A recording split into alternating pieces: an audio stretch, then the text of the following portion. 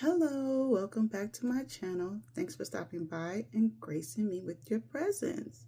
Today, we are going to recap day number 12 because I had some things going on, but I definitely did not want to miss that day.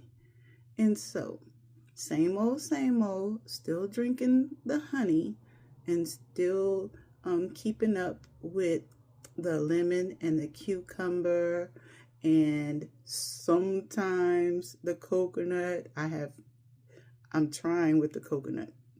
So, but those are the things I have been living on for wow, those many days. And so I feel great. I'm still here. As you can see, I'm still chiming in. I'm fine. No weakness going on. I feel real good. And so I'm actually very surprised by how well this fast has been going on and taking place. And so, and I just wanted to say, as I'm going on, I've learned so much. Every time I go into a fast, I learn so much more than the last time. And so when I'm going through and your fasting, time is supposed to be a time when you really, lock in. And what I realized about every time I resist a craving, it's in I'm saying, okay, I resist it and I'm like, okay, but I know what I'm doing it for, you know? So every time I do that, it's almost like you are challenging the flesh. And that's what a fast is. And I remember times before, every time I've done a fast, when you can resist something as basic and essential as food, then in the world, there could be nothing that can stop you, from resisting other things. So every time you do that, it's like a buildup of resistance. And so something that we, all have fallen victim to, sometimes, can you think about anything that you just kept falling into because you wasn't able to resist? And food can very well be one of those things, but it's more like you are resisting it for purpose and an understanding that you're building this connection with God. So I've already got a connection with God, but when I'm asked to purify, because of my connection and because of what He gives me, then I do it, and I may not know the purpose in it within that very moment, but as I go on, I realize like this is definitely the time to purify. And then I get a lot of thoughts and things too. And one thing I thought about, well, the real new year does not begin until spring. Yes, we have a regular new year, which is December. The first of January. After December, the 1st of January is the New Year's that the world will celebrate. And people, we kind of think of that as the false New Year, but if you celebrate it, that's fine, because usually during that time you make new resolutions for the coming year. So I actually don't see it as a downfall. I see it more as preparation, that you're setting the tone for the next coming year. And so when you think about that, you think about the year prior and how it went. And you kind of sit there and you reflect and say, these are the things that happened that were good for me. These are the things I took on that I would like to carry on into the new year. But then you actually think about the bad things that actually happened. And you said, I, didn't like what happened. And so what I'm going to do is I'm going to, make it a note to myself that is something I don't want to reoccur in my next following year. And so I know every year we make this, resolution to lose weight. A lot of people, we all do it. And then the year begins and, it just falls to the wayside. But instead of trying to make it a thing that is like, like this achievement and goal, I think of it as trying to, because I stepped into it. I've did it many years before, but in this year, like I said, after I do my kickoff, my purification, because I'm doing this because this is what I'm being called to do right now. And so after I come from this and I balance myself out, with, you have to start off real slow after you come off a major fast, with the bone broth and the little soups and little small things. And you're gotta give myself time to build back up.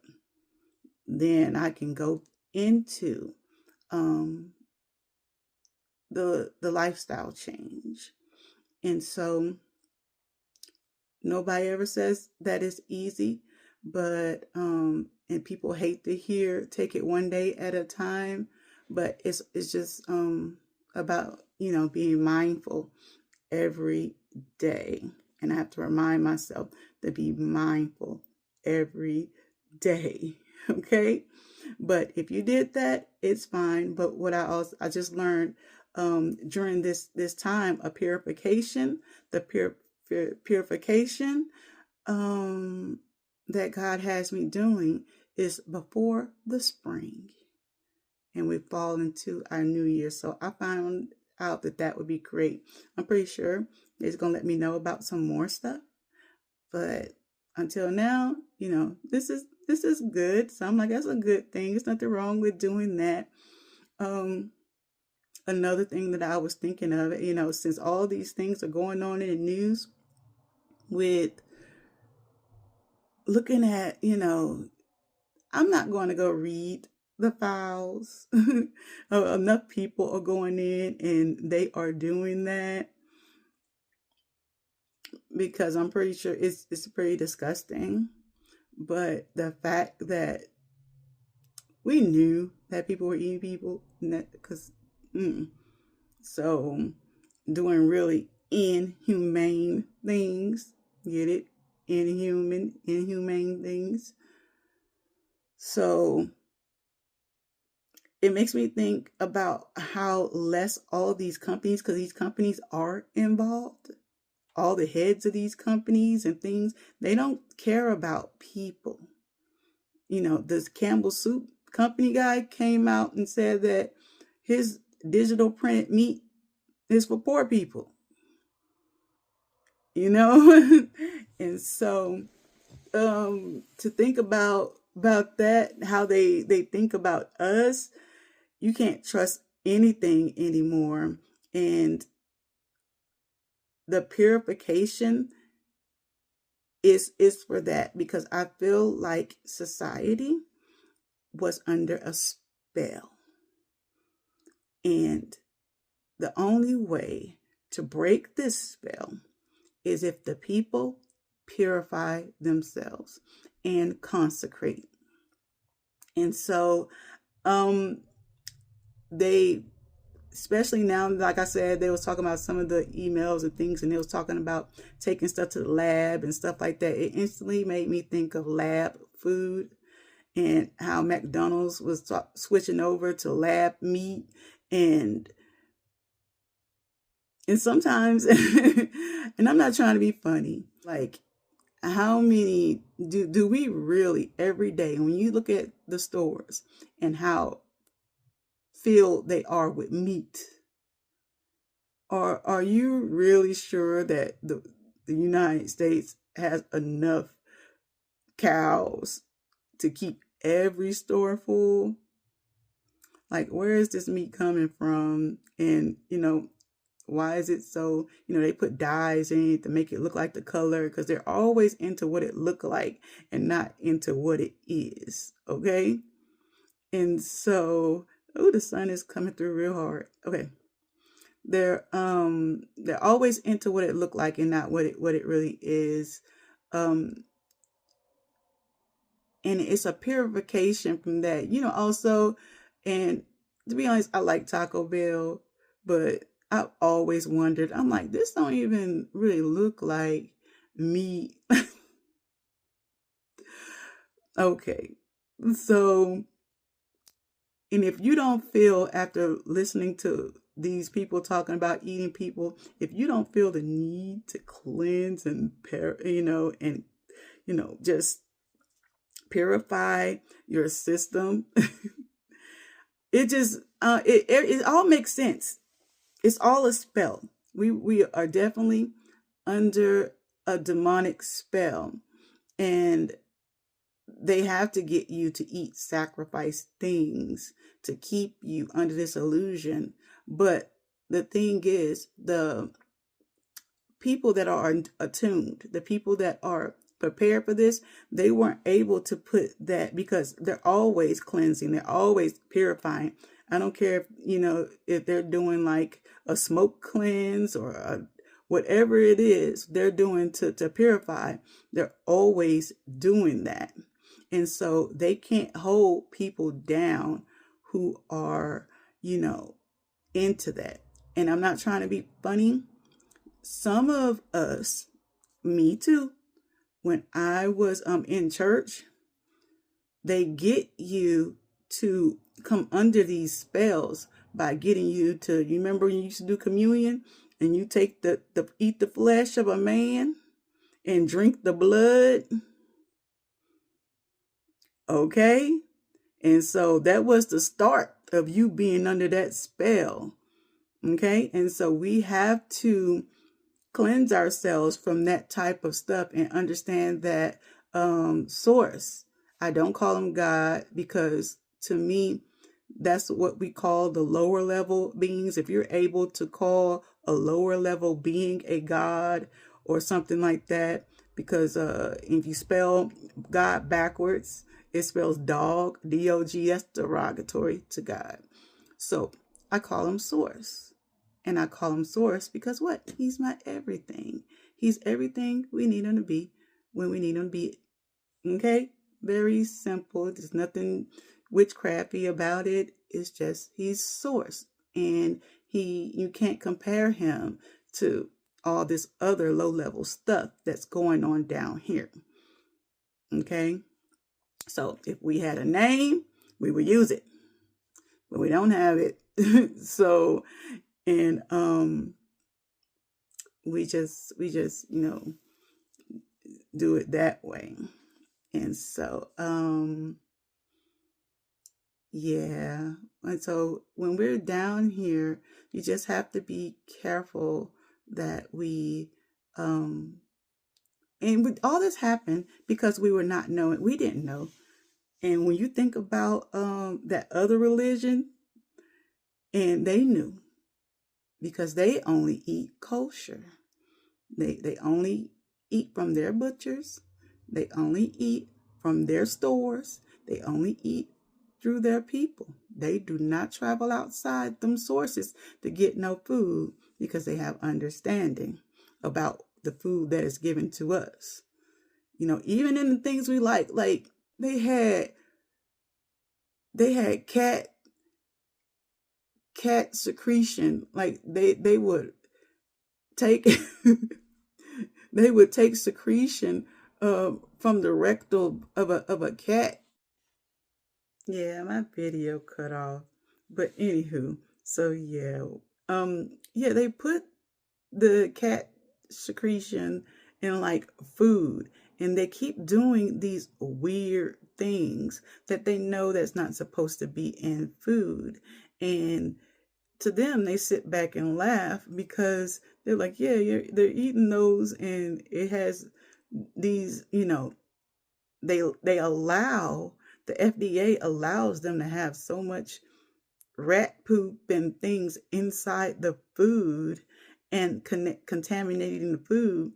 They know this, but all of these things are part of the spell, okay? A spell off of ourselves that we have to break.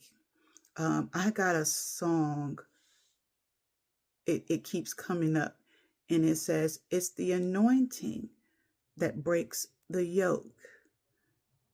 Okay, I kept getting that song over and over.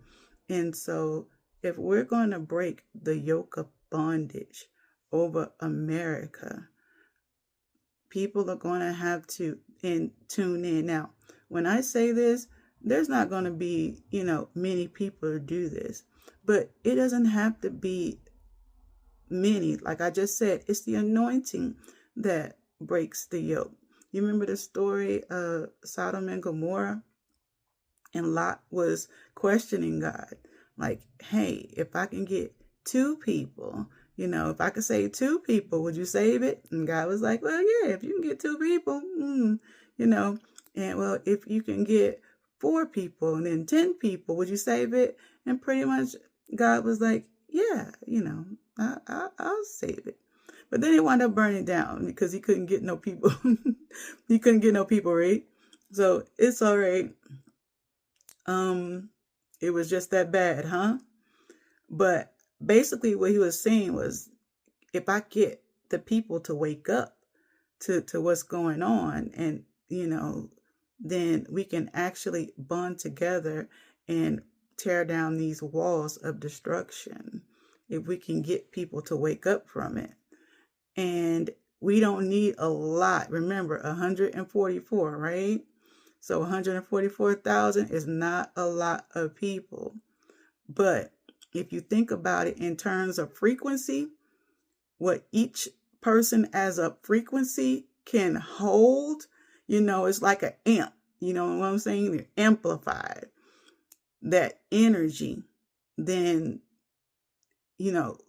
it's enough to cause the awakening to go on. What we are experiencing right now in the world is birthing pains, like a pregnancy. And so right now, the reason why we're having all these pains and all these issues is because we are trying to push out this new world and this new society. And they are coming against us real hard at this time because we are fighting for a frequency.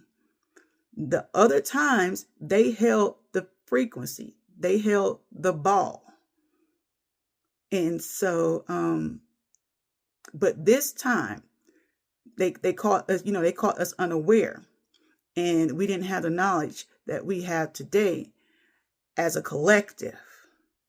And so this time, we going to have the ball. We're going to take the ball back and we're going to run it. We're not going to let this new age of them taking over and driving us down into a deeper frequency of slavery and bondage. We're going to bring it up higher, kind of like bringing heaven down to earth. Okay? And so they're fighting. And the reason, whenever there's 2 frequencies fighting, there's a push and there's a pull. But we got to want it more. Because if they lose all the wealth, they lose all the power, they lose all the strength, they lose everything. And if we win, they will have to submit to us and through our rules. And when we set the rules and set the tone of everything, there's going to be justice. And it's pretty much going to end all them up in jail. And the reason why this had to happen now, let me tell you something. This man is in the White House. He actually thought that he was going to get away without nobody ever knowing about all that he has done. And it doesn't work like that. It does not work like that. And now all he has done is scattered out and is being put on display. Okay? So that you have to understand that this has to happen. We have to free the children and pull the children. I know y'all don't see, it's like people read the Bible, but they can never put it in today. We are right now doing a real live exodus right now. We're trying to get children out of bondage. And if the children ain't free, how could we ever be free? Okay? If we can't do that, long as these pedophiles and rings and stuff exist, how could we? So we're doing it because children are the future. And another thing is too, I wanted to say, because I need to get off here because it's going to stop. If we take on bail, because, they were saying that Epstein had a money account called bail, and he has a whole thing on his island where he worships and things like that. You're basically giving yourself over to the beast if you allow them to take up and rise up in this system. It's no different from who was it? I think it was Shadrach, Meshach, and Abednego, when they said we're not going to bow to the system. And they was like, well, you're still going to die. They were like, well, I guess that's what's going to have to happen. But they got in the furnace. And you could think about all the heat and the pressure going on right now, pregnancy, as the furnace. But even though we're in it, we're cool as a fan because our hearts are set. We're very faithful, and so we're trying to, and another thing is, this is another opportunity for those Baal worshipers and things. This is an opportunity for God to show up for us as a collective in a way so that they would know that we have something bigger and stronger that can knock down all of that. It comes to destroy the kingdom of darkness. Okay? And so, but we have to realize that this is the perfect opportunity for people to become believers. But if we let them win, people will lose God again, lose source again. And this generation, as it gets deeper and darker, they will know no God, because they're going to question, well, why didn't he come save us? Why didn't he, why are we all back in this situation of slavery again? They're going to question it. And then people will lose compassion. And that's how the world and frequency would tank and get worse. And that's why things can get bad. But we're not going to do that. It's not going to happen this time, because God had put, he has put his children a light down here. Okay? Source has put his children a light down here to stand against this. Now, once I said, this ain't everybody's job. This only for a few people. And many times in the Bible, there was many times where they took on large amounts of armies, and there was only a small group of people. That's where they get that 300 from. The movie 300, Gideon's 300 and Leonidas. That's my movie.